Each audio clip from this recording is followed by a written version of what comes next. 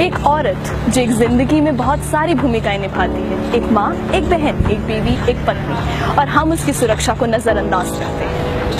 हमारी सरकार ने बहुत सारे नियम लागू किए हैं औरत की सुरक्षा के लिए। अब देखना यह है कि क्या वो नियम वाकई ही निश्चित तौर से संपूर्ण है या नहीं। हमारे साथ आज नरेश जी हैं जो नोएडा में बहुत ऑटोज इनके अपने हैं और इन्होंने आगे लीज पे दे रखे हैं, तो आइए इनसे बात करते हैं। तो सर, जैसा कि आप देख सकते हैं हमारे यहाँ पर औरतें ऑटो में ट्रैवल करते हुए सुरक्षित महसूस नहीं करती हैं और इसी वजह से सरकार को पिंक ऑटोज भी निकालने पड़े हैं। तो इस बारे में आप कुछ कहना चाहेंगे कि क्यों ऐसा है कि औरतें सुरक्षित नहीं हैं इन ऑटोज में? रात को ट्रैवल करती हैं, दिन में ट्रैवल करती हैं, लेकिन अपने आप को सुरक्षित महसूस नहीं करती हैं।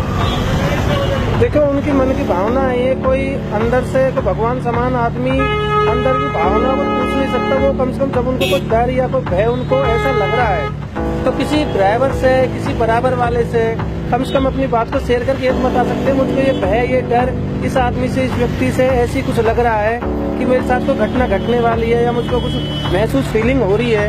इन सब बातों को बताए, ये नहीं कि उसको कोई डरा रहा है और वो डरती रहे किसी को ना बताए। कैसे मालूम चलेगा?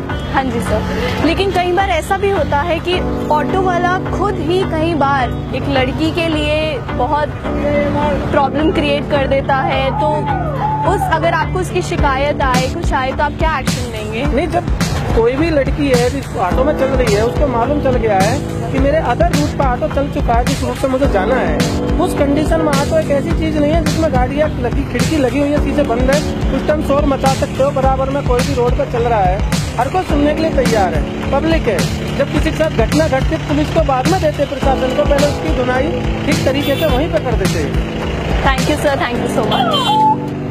हेलो मैम, जैसा कि आप देख सकते हैं दिल्ली एनसीआर में लड़कियां बहुत असुरक्षित महसूस करती हैं अपने आप को।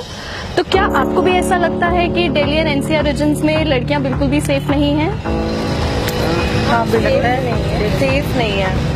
क्या रीजंस रहते हैं जिस वजह से लड़कियां सेफ नहीं महसूस करती हैं अपने आप को? मैडम, सबसे पहले तो लड़कियां हैं जो देर रात तक घूमते ही नहीं करना चाहिए। अगर मेरा मानना जो है कि देर रात तक लड़कियां नहीं घूमनी चाहिए, ऐसा क्यों? क्या आपको नहीं लगता जो आज़ादी लड़कों को मिली है वो लड़कियों को भी मिलनी चाहिए? मिले कि जहाँ तक सेफ है लड़कियाँ ज़्यादा दे दी जाएगी तो जो हो रहा है तो हम यही इसी वजह से हम आज यहाँ पर हैं।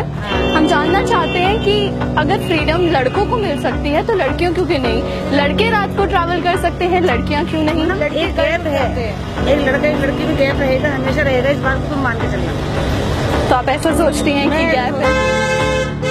एक लड़के लड़की में तुम कितने कह दो लड़के की बराबरी करे, लेकिन नहीं हो सकती। आप जैसे कि थोड़ी यंग हैं, आपको भी थोड़ा महसूस होता होगा कि आप जब ट्रैवल करती हैं तो बहुत अनसेफ हैं। तो आपको लगता है कि क्या ये रीजन है कि हमारे बड़े ऐसा सोचते हैं कि लड़कियां और लड़के? ऐसा कुछ नहीं है। पहले तो हमें लड़कों की सोच को बदलना चाहिए ना। ऐसे थोड़ा कि ऐसे तो फिर दिन में भी तो हो ही रही है ना, कि जरूरी थोड़ा कि रात को ही हो रहा है। हाँ जी, हाँ जी। छेड़छाड़, ईव टीजिंग के इतने केसेस आते हैं रोज। कभी आपको ऐसा महसूस हुआ कि आपके साथ कभी ऐसा कुछ हुआ? हाँ, बहुत बार, इनफैक्ट मंदिर तक भी हो जाता है ये तो आंटी, अब आप क्या कहेंगे इस बारे में कि रात में, आपने कहा रात में लड़कियां और ट्रैवल नहीं करना चाहिए?